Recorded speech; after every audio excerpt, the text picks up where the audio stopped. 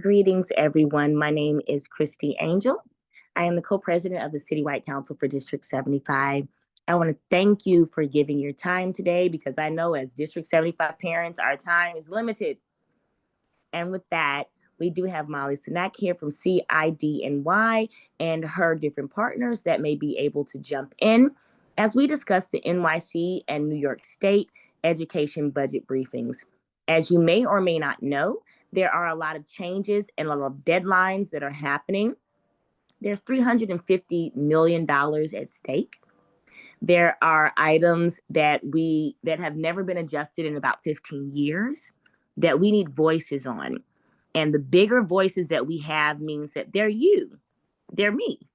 We are our voices that supersede our district, our central offices, and we are the people that elevate to our legislators.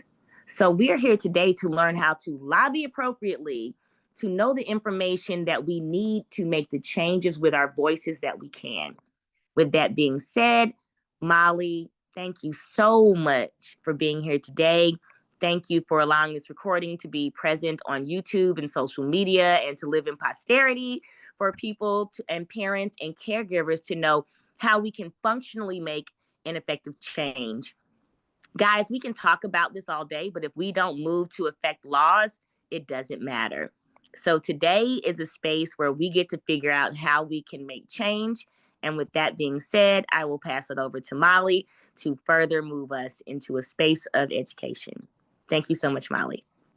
Thank you so much, Christy. That introduction was wonderful. So, as Christy said, my name is Molly Senak. I am officially with Center for Independence of the Disabled New York, but I am also a member of the Coalition for Equitable Education Funding.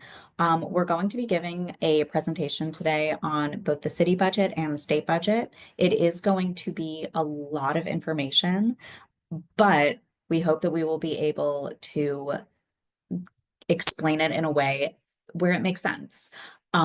If you have any questions, like please put them in the chat or save them for the end. Heads up, I'm not going to be able to see the chat while we're presenting. So if anything is like technically wrong, like if people are having trouble hearing, I would say maybe someone could monitor. I would ask maybe if like Christy or someone could monitor the chat to let us know. But other than that, if you have questions, Absolutely, we'll try to get them. I have you. I'll do that. Awesome. Thank you so much, Christy. Okay, so to get us started, I'm actually going to pass it to my colleague, the beautiful Tanisha. Hello, everyone. Thank you so much for having us. My name is Tanisha Grant. I am a mother of 3 and a grandmother of 4 children that receive special services. They are all babies. One just turned 3, and my grand twins will be 3 in July. I am also the executive director and founder of Parent Support and Parents New York. We do everything parents and children and families, and we are also a part of the Chief Coalition. So with saying that, we will go into our presentation. So this is the New York State Coalition. I'll go back, Molly. So this is the New York City and New York State education budget briefing, and we've created it. It's up to date, April 2025. Next slide. So we are the Coalition for Equitable Education Funding.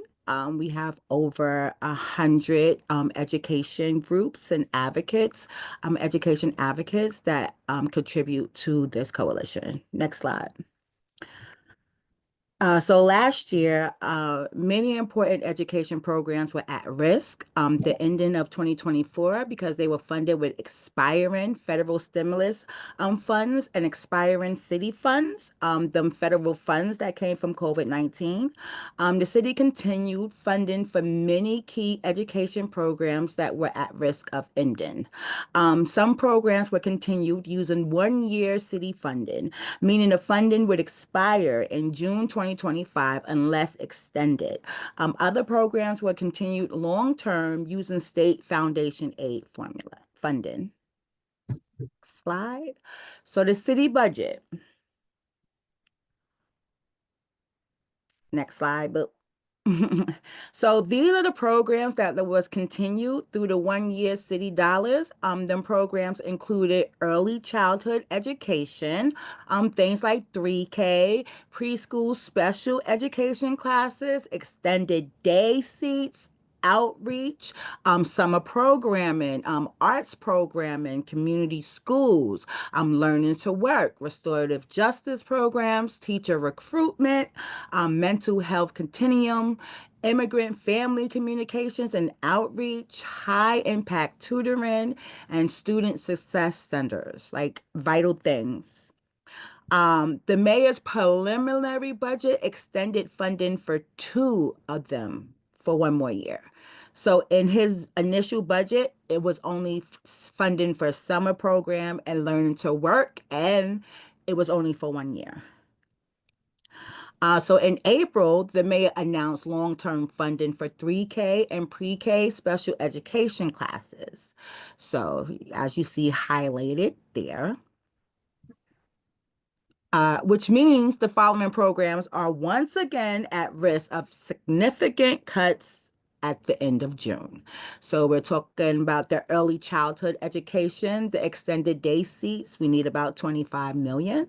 For outreach, we need about 5 million. Arts programming, 41 million. Community schools, 14 million. Restorative justice, 12 million. Teacher recruitment, 12 million. Mental health continuum, 5 million. Immigrant family communications and outreach, 4 million. High impact tutoring, 4 million. And student success centers, $3.4 million. So while the mayor announced continued funding for 3K classes, last year's budget also included 25 million for early childhood extended day seats for 1 year only, as well as 5 million for community outreach.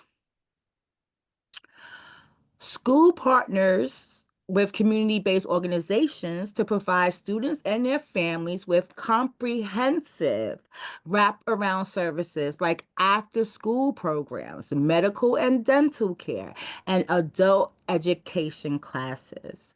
Expiring 1 year funding supports more than 50 community schools.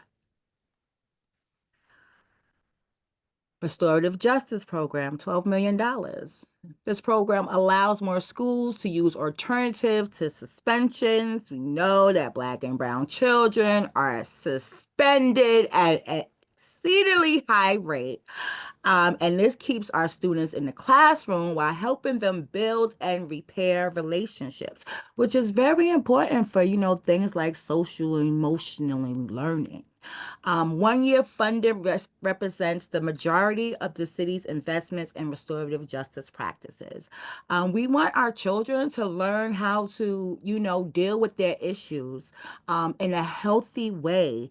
And so that money is vital. I'm going off script here because, restorative justice programs are vital. And we should replace punitive, things like suspension and just the authority of, I can put you out of school days. We need to leave those behind. So yeah, next slide. Thank you, Molly. So this helps students with students with significant mental health needs access expedited mental health care.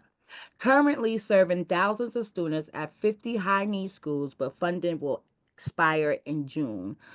Every child should have access to competent, comprehensive, culturally responsive mental health services in school. It makes a difference. Next slide. Immigrant family outreach, $4 million. It strengthens communications with immigrant families, many of whom would otherwise be left out without important information about their children's schools. Critical for this initiative to continue, given the increase in the number of newcomer immigrant families in New York City, as well as changes in federal policy. We need a plethora of language access. And that looks different. Translation looks different for a lot of different people in our immigrant community. So it's very important. Next slide. Student Success Centers allows trained youth leaders to build a culture of college going and helps their peers with the college admissions process in more than 30 New York City high schools. So we have arts programming at $41 million, teacher recruitment at $10 million, high impact tutoring at $4 million. Teacher recruitment, I'll just say, if I know y'all know how important paras are, right? And how much that affects our children if they don't have good paras. Teacher retention is an issue in our New York City schools, and it's something that we need to fight for and make sure that we're funding. So yeah, high impact tutoring. All of our children learn at different, our children are not a monolith. And, you know, our children in D75 need way more support. My oldest grandson is nonverbal and high on the spectrum, but that doesn't mean that he is not a very smart little boy, right? Like, we have to adapt to our children and how they learn because each one of them are amazing. And then art program. And in my personal business, anytime that we have an event, we have some type of arts and craft component in it. And we feel every school should too. And a lot of our schools, our children don't even have art programs. And when we're like nurturing, you know, our children's imaginations, art is definitely something that we need to fight for. Next slide. So these are our recommendations that we have thought about and we have crafted out over time. So it includes long-term funding for these important education programs in the executive budget. Parents, students, and educators need to know that they will be able to rely on these programs next year and beyond. Baseline. That's one of our favorite word. We want all of these things baseline. That means included in the budget. The city should also make additional investments because we're always fighting to put money back in the budget, y'all. You know, and it prohibits us from fighting for more money because it's not enough. So while we're fighting for this money to be put back in the budget, we also have to think like this is not enough and we need a bigger budget anyway. The city should also make additional investments that are needed to support students with a focus on those who have the greatest needs. So this is the timeline, y'all. So the mayor releases his preliminary budget in January 16th. May 1st is the deadline for the mayor to release his executive budget. And because you know they wangle back and forth, so he releases his primarily a budget, and then city council chimes in, and then he looks at what city council is, you know, asking for, and then he comes back on May 1st and releases his executive budget if they're on time. And then June 30th, the city budget deadline. That's the deadline, but we know that we're still waiting for our state budget 3 weeks after the deadline. So next slide. So these are the actions that you can take. So while we like learning together, we also want to be able to take action and, you know, sending letters and getting our peoples to send letters and things like that, they matter because they're counted. And don't nothing move with the legislators unless the people move them, right? So you can take out your phone, and here's the QR codes to email the Mayor Adams, and to sign up and get updates from us, from Chief, and to get involved when you can, wherever you can. And I will turn the next section over to my lovely co-host, Molly. Thank you so much, Tanisha. So now we are going to be pivoting to the state budget. So with the city budget, we were talking about obviously a lot of programs, but very specific programs. Now we are going to be talking about something where the programs are a little bit broader, but the money stream is very specific, because we are going to be talking about foundation aid. Now, to start off, what is foundation aid? Simply put, it is the largest source of funding from the state to New York City public schools and to other school districts. It is distributed to New York City and other school districts through a funding formula that provides funding for each student. So again, this is not what necessarily determines how the money gets spent, even though there are a few parameters. This is a formula to determine how much money gets spent. We'll get a little more into this in a second, but basically what it is, it's a per pupil fund formula. So what it does is it essentially determines how much money a student is worth and then multiplies it by how many students there are. This formula is currently being re-examined for the first time since 2007. Also, for the record, I know that I speak really, really fast. If anyone needs me to slow down, please put it in the chat, and then I'll have Christy let me know. I did have someone at a presentation recently ask me if I was being chased. Pardon me. So, how much money does foundation aid funding actually provide? It provides $24.9 billion to districts across the state, at least this year. And it provided $9.9 billion to New York City public schools. So that is about 25% of New York City public schools' budget. Now, how is it used?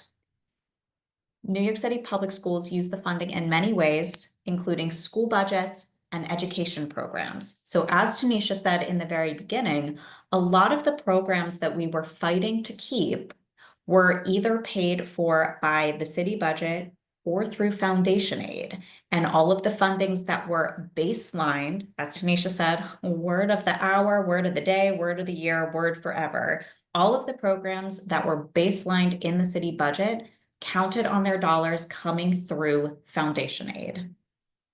So these programs that were previously funded with expiring federal funding and are now funded through this long-term foundation aid dollars include certain preschool special education supports, in 500 school social workers and psychologists, over 100 community schools, around 100 shelter-based coordinators, literacy and dyslexia programming, bilingual programming, translation and interpretation services, and career pathways program.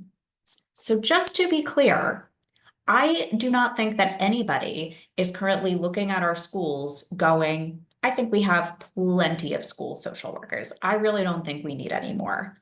We are not even talking about getting more school social workers. We are talking about losing what we already have.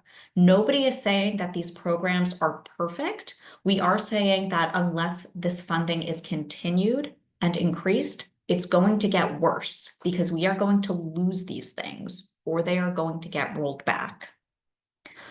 So, like I said, we're going to talk a little bit more about how it works. And remember, I said it was a per pupil funding formula, which means that first they establish how much a student is worth, and then it's multiplied by how many students there are. So how that is done is first, the formula sets the base amount per student, how much it supposedly costs to educate a student. Then that base amount is adjusted to account for inflation, regional cost differences, and student needs. with added weights for students living in poverty, students with disabilities, and English language learners. So essentially, if students are any of those three things, they get a little bump in the formula.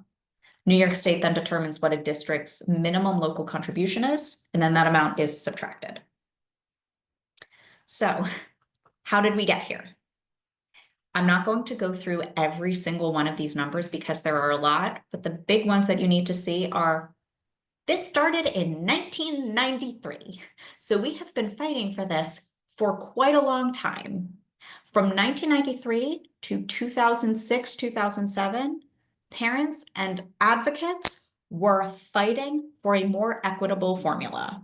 In 2006, 2007, that is when they won their case and the formula was essentially created. Between 2007 and 2023, we were fighting to get the funding from the formula. The first time that this formula was actually used and all of the money that the formula said we should get is what we actually got was 2023. So while we do sincerely appreciate that the governor and the New York State legislature did fully fund the formula back in 2023, they were still using the formula from 2007. State funding for public education has not kept up with rising costs and changing student needs. In 2002, New York City and New York State contributed around the same amount to New York City's education budget. But now the city contributes 57% and the state only contributes 37%. So we're going to talk a little bit about why it's time for a change, but just to rehash some of what we already talked about, if any of that formula sounded complicated, that's fine. It's supposed to. It is a complicated formula, but just because the formula itself is complicated does not mean that you do not have the right to say that it's not fair. It's a formula that was meant to establish equity, and it is not doing that. It is not doing that because, first of all, whether or not it was actually equitable in 2007, it's certainly not equitable now because things have changed since 2007. What I always say when it comes to this formula specifically is you do not need to know how to build a house to know that the roof is leaking. So let's talk a little bit about why it's time for a change. So just as a little refresher of what it was like in 2007, which is when the formula is from, Barack Obama launched his first presidential campaign. Barack Obama was not president yet. He launched his first presidential campaign. This was during the Bush years. This formula is from the Bush years. The iPhone that is probably sitting next to all of you right now was first released in 2007, the year this formula is from. Twitter was still called Twitter and was only a year old, back when this formula was relevant. So what has changed in New York City schools since there was only one version of the iPhone, Twitter was a year old, and Bush was still president? For starters, COVID-19. There has been a youth mental health crisis. There has been a rise in student homelessness. There has been an increase in community schools. New learning standards have been set. Technology has changed somewhat. There's a new class size law. We have added 3K and pre-K, and we have had more children diagnosed with autism. So why now? Why are we looking at changing this formula? The state is re-examining the formula for the first time in over 15 years. Last year, the New York State budget funded the Rockefeller Institute to study the formula and to recommend changes. Now, these changes could have a major impact on how much education funding New York City and other school districts get from New York State. So the Rockefeller Institute study, for the record, was over 300 pages long, and it was released in early December. Now, that study included a menu of possible changes to the foundation aid formula, of which the governor could select some, all, or none. And what the governor actually selected, I'm going to pass to Tanisha to tell you about. Yeah. So this was the governor's budget proposal. So the governor's proposal would shortchange New York City schools.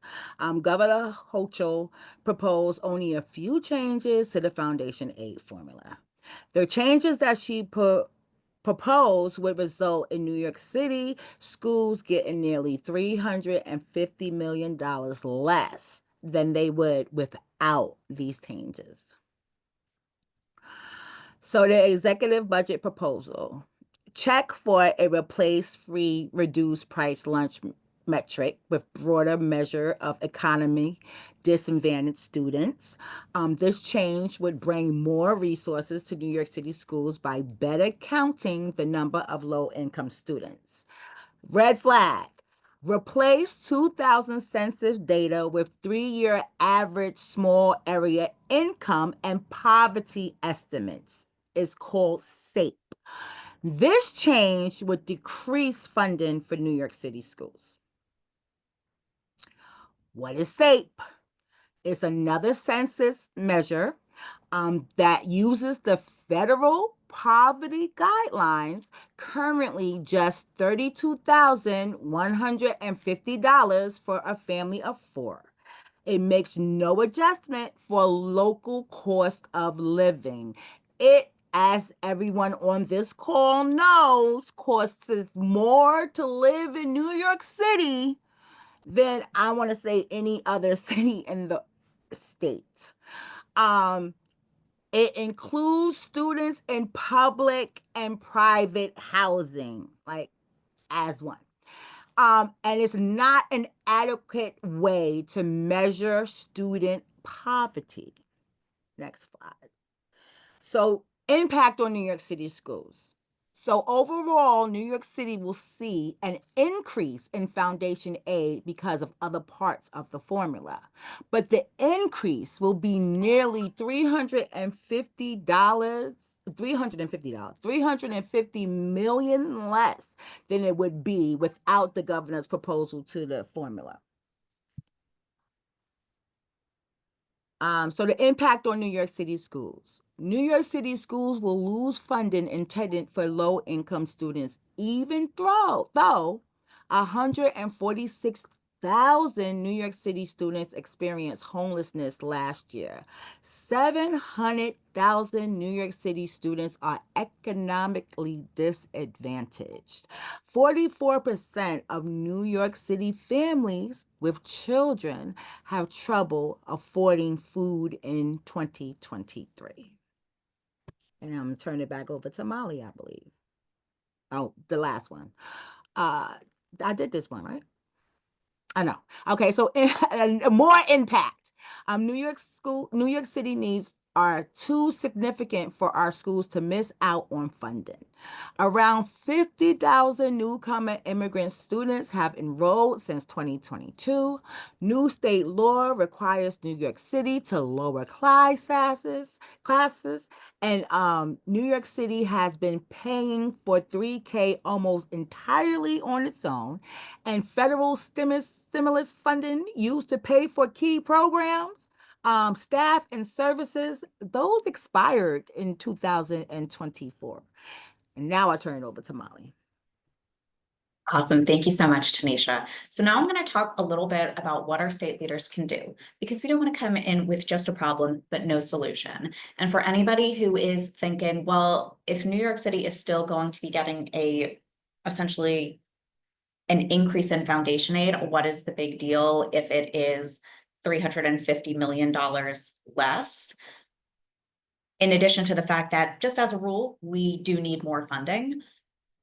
A lot of schools are having issues making their budgets, because imagine if your boss told you that next year you are going to get a raise and then told you actually your raise is going to be $350 million less than they had initially told you. It would severely impact your ability to budget.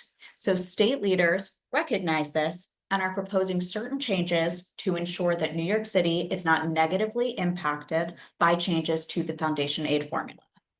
So in order to ensure that these schools don't lose, again, hundreds of millions of dollars due to changes to the foundation aid formula, the changes that are actually made to this formula need to actually better capture student needs and account for variations in cost in different parts of the state. So like Tanisha said, the governor did make a good change by expanding essentially the number of students who would qualify as economically disadvantaged. That's great. More students would be included in that funding. However, the change to use federal poverty guidelines to measure poverty is ultimately what is going to be costing New York City so much. And one of the ways to offset that is by updating the regional cost index. So what the regional cost index is essentially a measurement that accounts for differences in salaries in different regions of New York State. This number has not been updated since 2006. So that is before the formula even came out. This change was recommended by the New York State Board of Regents and the state-funded Rockefeller Institute study. So again, this would help offset the negative impact of the governor's proposed changes. Now, the Assembly and the Senate both included this change. The Senate's budget proposal increases the regional cost index for New York City from 1.425 to 1.464. It is okay if you do not remember that number. The number that you should remember is that $288 million would be restored to New York City schools if this change was made. The Assembly's budget proposal suggests a slightly smaller increase for the RCI, but it would restore about $200 million to New York City schools. However, the Assembly budget also says that there should be an increased weight for English language learners. This would drive about $152 million into New York City schools. Now, obviously, that does not cover everything. Some things that we were still recommending were adding a weight for students in temporary housing and students in the foster care system. And we would also like the state to consider additional ways of measuring poverty, such as using higher weights for higher concentrations of poverty, or adding a new cost of living adjustment. We would also like to, frankly, increase the weight for students with disabilities. So none of those things were included in either the Assembly or the Senate's budget proposal, and it obviously wasn't included in the governor's, but those are still changes that we'd like to see, especially given that, as Tanisha said, 146,000 students are currently experiencing homelessness, 5,000 are in the foster care system. Factoring in a higher concentration of poverty would do a lot, and also 1 in 5 students in the New York City public school system have disabilities, most likely much more, because as we all know, the diagnostic process in New York City public schools could do with a little improvement. But again, just because something isn't perfect doesn't mean that we should let it get worse in the hopes that eventually it will get better. So that said, some other things that are missing, we would like to include funding for students in 3K and pre-K, and for students with disabilities through the school year they turn 22. As we all know, the law changed. Now students are entitled to a public education through the school year. It acknowledged that that is now different, but still did not recommend increasing the funding for students through that same school year. We would also like them to re-examine the base amount for each student, because what it takes to determine school success has also changed a little bit, and it probably takes a little bit more money to give students what is considered an actual fair and good education. We would also like to include funding for class size, because as we all know, we are required to reduce class sizes. However, that funding for that endeavor was not included. And then obviously, and the big one, we would like an ongoing review of this formula so that 18 years from now, we are not having this same conversation. So here is a timeline that looks a little bit different from the timeline Tanisha went over for the city budget. The governor's budget was released on January 21st. On March 11th, the Senate and the Assembly budget proposals were released, and the state budget deadline was April 1st. For anybody thinking that they're losing their mind, yes, you are correct. It is currently April 25th, but the state budget has not been released yet, which means there is actually still time to do something about this, but not a lot of time. The state budget is probably going to be released within the next week. So we are asking, please, please, please, to call on the governor and the New York State Legislature not to shortchange New York City schools. State leaders must ensure that any updates to the formula drive more resources to New York City schools and certainly do not result in our schools receiving less money than they otherwise would. So our asks are very simple. We want you to call state legislators, call the governor, email the legislators, saying that the final budget should include, again, two things. The Senate's proposed increase to the RCI, which, just as a refresher, $288 million. And the Assembly's increase to the English language learner weight, which is about $152 million. For anybody doing quick math, that would do more than the $350 million, which is what we want. So again, two things: the Senate's proposed increase to the RCI, the Assembly's increase to the ELL weight. If you were like, but where are those numbers? What is that email? Scan this QR code to email. It is literally just one click. We already have the email set up for you. All you have to do is hit send, and it is going to email key legislators and the governor. It will also give you a call script for you to call. If you are like, I can maybe make a couple phone calls, but I can't call everyone, call the speaker. Pardon me, call Speaker Hasty in the Assembly, call Senate Majority Leader Andrea Stewart-Cousins, and call the governor. 3 phone numbers. The call script is so short. So scan that QR code, do it. And then if you sign up using the blue QR code, you can sign up for updates and to get involved, because also, even though the state budget is about to close, city budget fight is going to be tough, and it is going to be ramping up in the next 2 months. So like, please stay updated with us, and we'll update you on everything. So I am going to stop screen sharing so that I can see if there are any questions. We've got plenty of time to answer them. So thank you so much.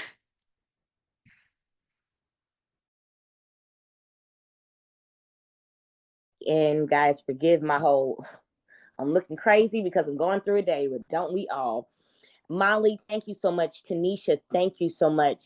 Guys, I have been screenshotting for my life because I want to make sure that our parents have this information to advocate for themselves, because our voices matter on a higher level. I will be sending this information out. I have cheat notes, scripts, and better. If there's anything Molly or Tanisha, you guys can give me in addition, I will send that out. I want to make sure our parents are empowered. I am very grateful to CIDNY, Molly, Tanisha, everybody else in the background who may not be here, who has pulled this together, because it matters. If we do not speak, we cannot be mad about what happens next. You have to speak. You have to reach out. Lobbying and changing laws is how we move things forward. So please take this as a gift in hand to say, hey, click the QR code, scan it. This is your script. This is who you need to call. Copy and paste, and please move forward, because we need you. We need our children, District 75, special education, we need you. So please know that we will support you on this end with the information that they've given. If you guys can share the PDFs, whatever you can share, we will make sure to move that forward. And now I will give the floor back to Molly and Tanisha for any following Q&A so that we can continue to move forward. Thank you guys again so much. Thank you. It was our pleasure. And like I said, I know that was a lot of information to get through. And a lot of it just has so many numbers, and it can be so complicated. So if anybody has any questions, like, please, there is no such thing as like a silly question here. I just want to say that it's even more important in the political atmosphere around the federal government, um, it is very imperative that we press our state and our city legislators, not just on education, but everything. Because, last year our budget for our state was $230 billion with a B. Last year's city budget was 120 and change $billion with a B. We have over 120 billionaires that call New York State their home. And I think we just got 14 more. We have over 700 multimillionaires that call New York State home. So, when a lot of pushback, and I feel like a lot of times we do the work, like, and we say here, like, this could come out of there and there and that. But at the end of the day, like our people Sakia says, we have to stop thinking like scarcity, because there is a abundant amount of resources here for all of our children. Yeah, that's a lot of fantastic points, Tanisha. And we have been seeing a lot of politicians when it comes to funding have that scarcity mindset and be like, we have to we don't know what's coming, so we need to save this money. And I would say that is a very scary attitude. Like, now is not the time to be cutting funding. If we don't know where our funding is going to keep coming from, the idea that we would cut even more to try to preempt more cuts, it is going to cost our students, and it is going to have a compounding effect. Especially when we're looking at foundation aid. Again, those dollars don't necessarily dictate like what programs get spent, which students get helped. That funding, even though it is determined by the students, goes to all of the students. Those dollars get spent on every single student. So it's so crucial. It's so crucial that we don't lose money. And I know that we have been talking. Oh my God, thank you. I'm seeing notes about emails sent. Wasn't it so easy? And I'll like keep doing it. Like, you can do this every day. Like, don't like, it's not a one and done thing. I've been emailing every day, and then you get like 6 email notifications saying that your message has been received. When you call their office, like, just like say the script. The only thing that like they'll ask you is like name, zip code. Like, call your own legislators, make sure that this is on the top of everyone's list. And because the thing is, quantity matters. Like, at the end of the day, like, if you're like, I am like, what good is it to call with like a pre-written script if they're not even going to listen? Maybe they won't. Doesn't matter, because I'll tell you what they will do. If that subject line says foundation aid, if they get a bunch of calls where they say foundation aid is the subject, then they go back to their bosses and they say, hey, we have gotten like calls from thousands of our constituents saying that they need foundation aid. I think that this is an issue that people care about. The reason most people haven't heard about foundation aid is because I don't think they wanted us to. Like, they made it complicated on purpose. If the government has taught us anything, the way they fear education should let us know how important education is. When people are informed, people make smart choices. Like, make these phone calls. Yeah, exactly. We don't care about what they want. We want to care about what our parents and our students need. And I would just like to Yes. say one last thing. I'm an advocate. This is advocacy. We're not lobbying, right? Because we're 501c3s around here. So we advocate. Like, when you're giving your time, like y'all are, this is advocacy. Lobbying is them people that we gotta fight, who actually get paid lots and lots of money to come against the things that the people are advocating for. Just, Yeah, on the record. exactly. Like, we're not saying And I'm gonna anything. piggyback that. We, as parent advocates, we don't get paid. So Miss Grant is right. So at the end of the day, when it comes to it, they listen to us more than they listen to anybody else. Your biggest sword, your biggest weapon is your voice. use it. Wear them out, be the squeaky wheel that they wish had oil.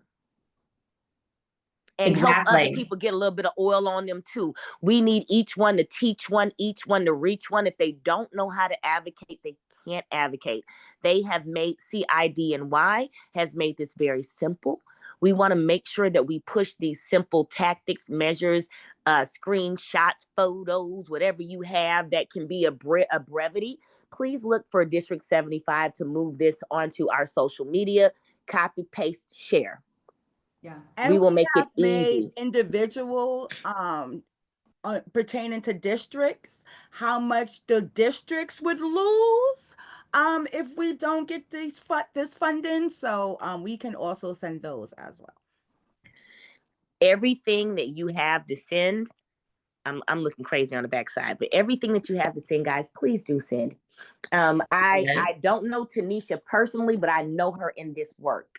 We have done digital advocacy together. I know that she is boots on the ground in Brooklyn. She got us just like Molly has us, just like District 75 has us, just as parent advocates do. So in this space, whether you're here now, whether you're catching the recording later, please know that we need you. We need your voice. We need you to uplift this now. This is a now thing. This is a, you know, people are still waiting to Chat. turn things in. Our voices can still be heard. We can still make shifts and changes. And while we can, we need to be empowered to move forward. Don't be scared. Don't worry about what you sound like. Hit that QR code. Take what they have and what they've given you. And if you can say more to the heart and the compassion of what you have for and the passion that you have for this, say it. We voted for the people that we're talking to for change. If they don't do what they need to do, vote them out. They are here because we voted them in. So you make sure they do their job. Period. The end. We need what we need. I don't care if 36% of the budget comes from the state. We want all our pennies. Yeah. So let's do this work. I know I'm going a little bit on my soapbox. Sorry, but not We love a sorry. soapbox. Yeah, We we love a want to make sure soapbox that we here. We have what love we need for our it. children. You know what I mean? Yes, yes, Yeah. yes. And we have to understand that, like you said, the parents have the power. Like, I spend a lot of my time like trying to tell parents, like, it's you. Like, if we stood up with the, almost million kids that we have in this public school system, like, again, and I'll say again, with what's going on with this man wrote an executive action to dismantle public education. 60% of schools nationwide are Title I schools. So yes, this is like very important for every parent to stand on their square and say, give us our money in the richest, city definitely in the world, So yeah. And state. I don't know if it's the richest state, but we up there with a $230 billion state budget. I ain't heard no other state that has a state budget like we do. Molly?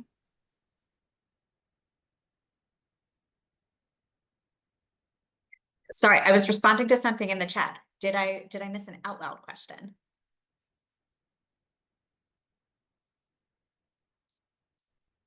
If I didn't miss an out loud question, just I to don't acknowledge. think you missed anything. Tanisha brought it Oh, home. She said, listen, fantastic. listen. She brought it home. Guys, know that we have CCD75 outreach on YouTube. This will be available as a recording for you to share. Please effectively share it or take the screenshots. I'm going to make sure that you guys have a lot of different versions of what you need to move forward. And then please listen to Molly and Tanisha. Listen to this recording, play it over again. If you don't understand something, email us d75council@nyc.gov. We will copy in Tanisha and Molly, and you will always have the support that you need to make sure that we keep uplifting our community. I'll give it back to Molly and Tanisha to close us out. The only thing that I will say, because Tanisha always brings it home and Tanisha always opens it well and does great things in the middle. Tanisha knows I love her so much. There is so much parent power. Call every single person you know. Like, just be like, hey, do you have a second? Send an email. Please send this email. Please make this phone call. Like, the more parents you talk to, the better. And tell them to contact every parent they know. Like, there is power in numbers. So like, please, please, please, if you have never sent a chain letter before, let this be the first time. And if you'd love to send chain letters, great, you're in the right place. But so yeah, so that is all I need to say. I will make sure you guys have the PowerPoint. I will make sure you guys have the QR codes. Like, please, thank you so much to everybody who's already emailed and called. Yes. And I'll just end with like, that's why we have a choice, right? Because I'm not a phone person. I'm not calling anyone, but I'm emailing, right? So if a person, give people choices, like are you the person that will call, or are you more comfortable with just sending an email? Like, just everybody do something. And that everybody doing something equal to a lot of us doing a lot of things at the same time. Thank you so much for having us, and we appreciate your support. Thank you Yeah, guys so thank you much. so And as much. they said, with everybody doing something, for those of us that are here, it doesn't matter what the number is. Where one or two are gathered, okay, we can get the work done. So realistically, as we as a council, whether Christy Angel or anybody else that was in this council is here or not, our council in the district will continue to move forward with the support of our children, which means our committees are always online. You do not have to show up in person. You can serve, you can learn, you can advocate and do your part. I encourage you to sign up for our legislative committee. Email us, CCD, I'm giving you the whole, Lord, give me the website. Email us at D75council at schools.nyc.gov. Just say, hey, legislative committee, how can I help? There is no prerequisite, there's no requirements. However you can show up, we appreciate it. We want you to be active in the spaces that you can, and we will empower you to do so. So thank you guys again for coming to this lunch and learn. With our budgets, we're going to give you your time and your days back. We do hope that you have a very great and restful weekend, because sometimes we do need a break. You can't advocate all the time, but please do, in the meantime of today, when we send this information out and the information that you do have, hit up the legislators. Make the people that you voted for do their work. Make your voice count, and we will make sure that you have this information. Thank you again for joining. Thank you, CIDNY. Thank you, Miss Grant. Thank you, Miss Sanak. And we will continue to be in collaboration with you. And everyone, have a great afternoon. Thank you so much, everyone.